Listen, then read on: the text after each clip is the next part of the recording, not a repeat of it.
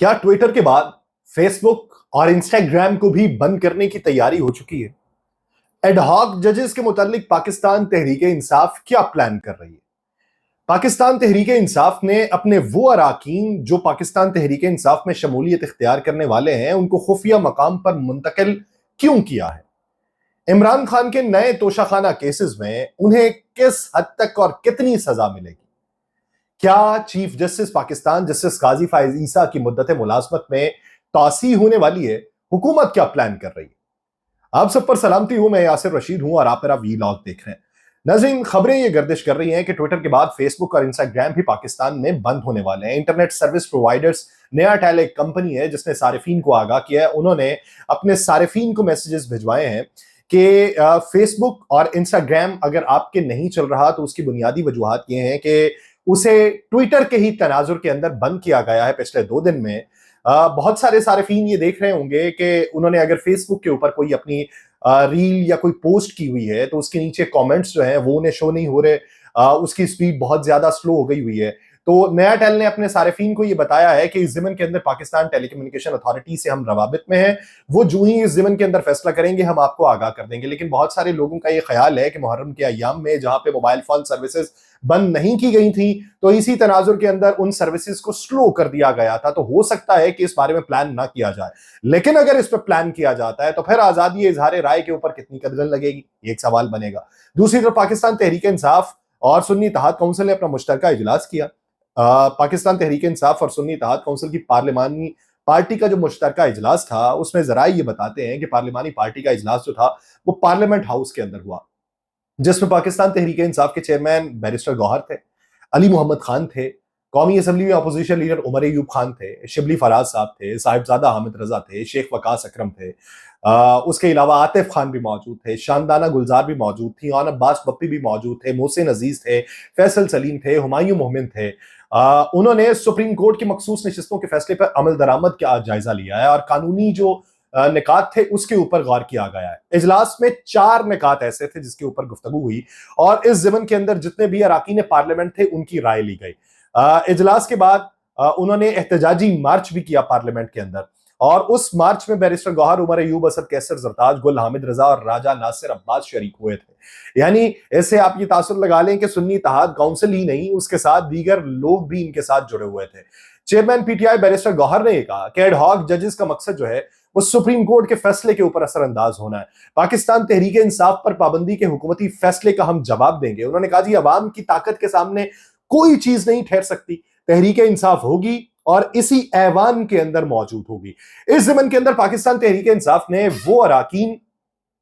जिन्होंने हलफनामे जमा करवाने थे, सारे लोग अपने हलफनामे जमा करवा चुके हुए हैं और ये हलफनामे बैरिस्टर गौहर को जमा करवाए गए थे, जिसमें सूबाई और कौमी असम्बली के मेंबरान मौजूद थे, जिसमें बहुत सारे लोग ये एतराज उठा रहे थे कि पिछले दिनों उनके घरों पर भी छापे मारे गए हैं, उनके ऊपर दबाव है कि वो पाकिस्तान तहरीक इंसाफ के अंदर शमूलियत इख्तियार ना करें। तो ये फैसला हुआ कि तमाम अराकीन पार्लियामेंट, वो जो बैरून मुल्क थे जिनसे हलफनामे मंगवाए गए और जो यहाँ पर मौजूद थे, उनको इस बात का ही पाबंद बनाए जाना और उनके ऊपर कोई भी जो दबाव था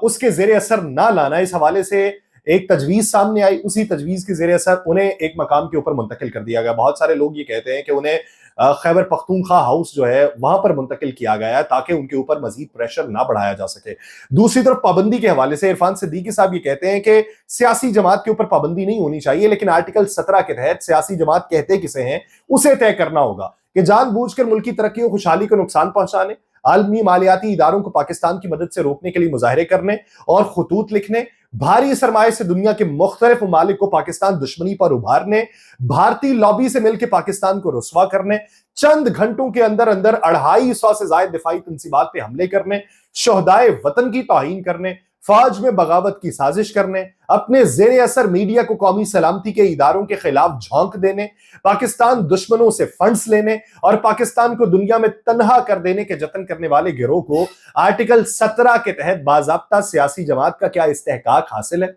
अगर हासिल है तो ऐसे ही दीगर ग्रोहों को भी यही इस्तेहकाक देना होगा या फिर आईने पाकिस्तान को बदलना होगा। इससे इंटेंशन शो होती हैं कि पाकिस्तान मुस्लिम लीग नून जो है वो पाकिस्तान तहरीक इंसाफ के ऊपर पाबंदी लगाने के लिए जद्दोजहद कर रही है और उसके लिए एक नैरेटिव बना रही है। दूसरी तरफ पाकिस्तान तहरीक इंसाफ वाले जो है وہ یہ کہتے ہیں کہ پارلیمنٹ کے اوپر حملہ کرنے اور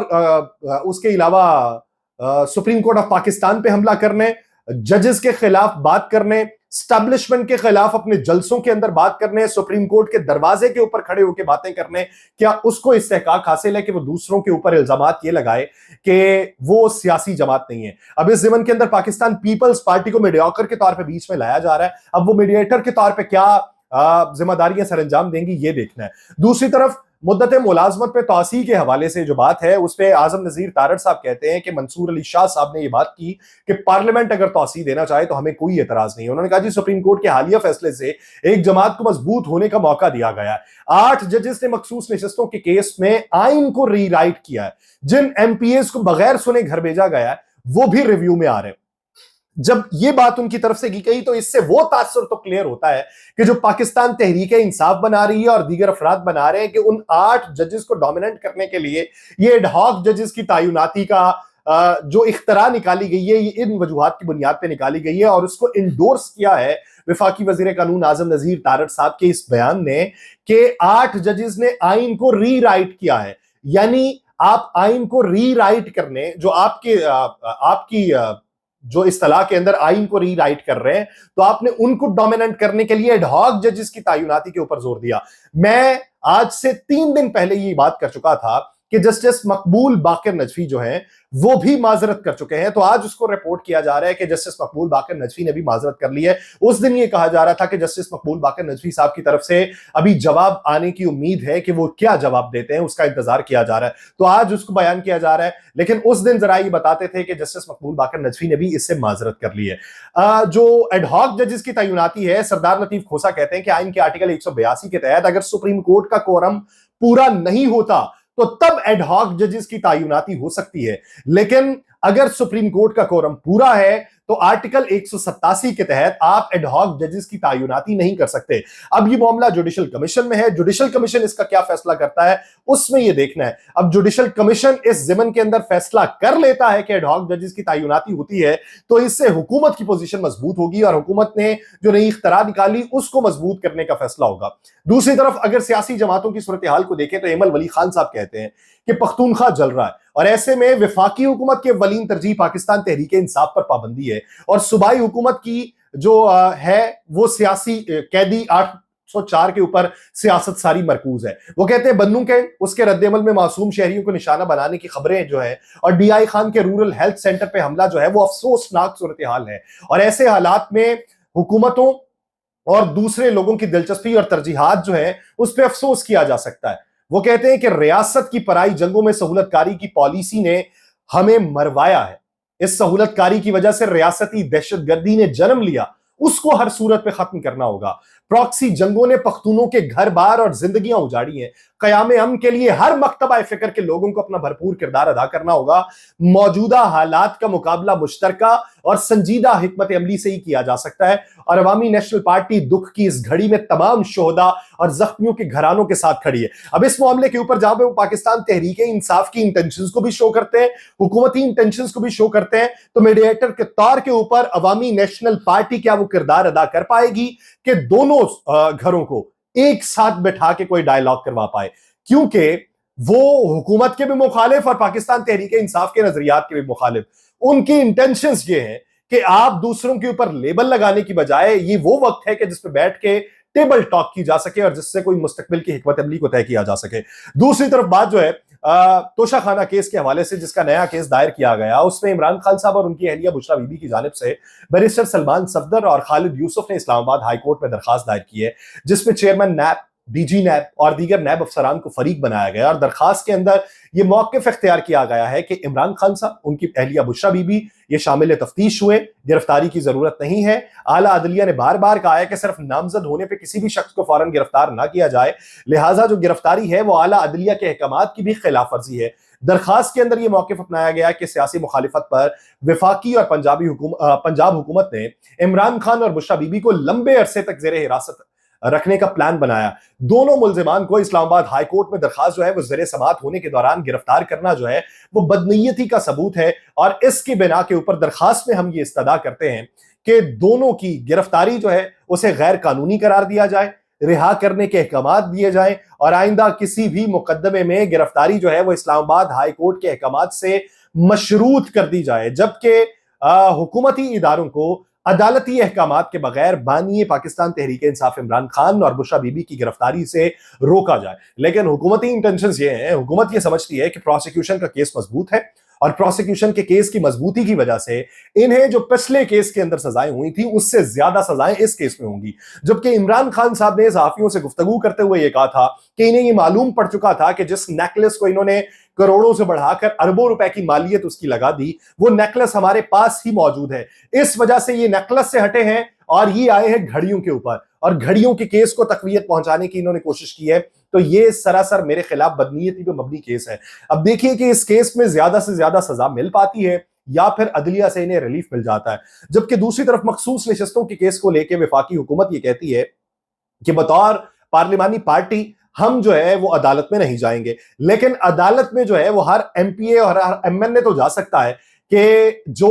اس میں وکٹم رہا ہے، کہ جس نے حلف اٹھایا تھا اور حلف اٹھانے کے بعد ان کی رکنیت کو معطل کر دیا گیا تھا اور ان کی نشستیں دوسروں کو دے دی گئی تھی۔ سوال یہ پیدا ہوتا ہے کہ حلف اٹھایا جاتا ہے پارلیمانی پارٹی کی طرف سے نامزد کیے جانے کے اوپر، اگر پارلیمانی پارٹی نامزد ہی نہ کرے تو وہ حلف ہی نہیں اٹھا سکتے، کیونکہ وہ ڈائریکٹ الیکشن جیت کے نہیں آتے۔ پارلیمانی پارٹی اپنی ترجیحی فہرستوں کے اندر اگر ان کا نام دے گی تو تب ایوان کے اندر آئیں گے، تو وہاں پر اگر کوئی وکٹم ہے تو وہ پارلیمانی پارٹی ہے جس نے وہ فہرستیں جمع کروائی تھی۔ اگر پارلیمانی پارٹی کا کیس مضبوط نہیں ہوتا تو انڈیویجول کے طور پہ وہ عدالت کس طریقے سے جا سکتے ہیں کہ عدالت میں وہ شخص جا سکتا ہے کہ جس نے الیکشن لڑا ہو، ووٹ حاصل کیے ہوں، اور اس کی بنا کے اوپر اس کی رکنیت کو معطل کر دیا جائے اور دوسرے جو ہیں وہ ان کو وہ نشستیں تفویض کر دی جائیں۔ جس طریقے سے کیسز جو ہیں وہ الیکشن کمیشن کے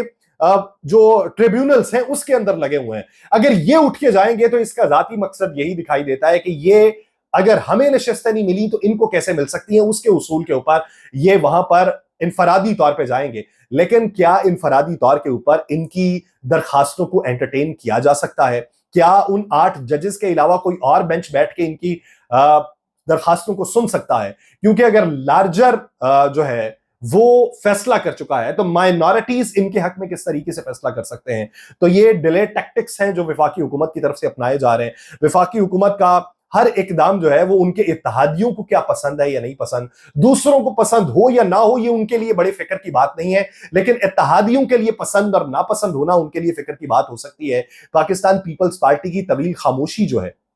جو آصف علی زرداری صاحب اور بلاول بھٹو نے اپنائی ہوئی ہے، چاہے وہ مخصوص نشستوں کا کیس ہو، چاہے وہ پاکستان تحریک انصاف پہ بین کرنے کا ہو، چاہے وہ 3 شخصیات کے اوپر آرٹیکل 6 لگانے کا ہو، یہ کیس پہ ان کی جو خاموشی ہے وہ خاموشی پاکستان مسلم لیگ نون پہ بھاری پڑ سکتی ہے۔ مجھے دیجیے اجازت، اللہ نگہبان۔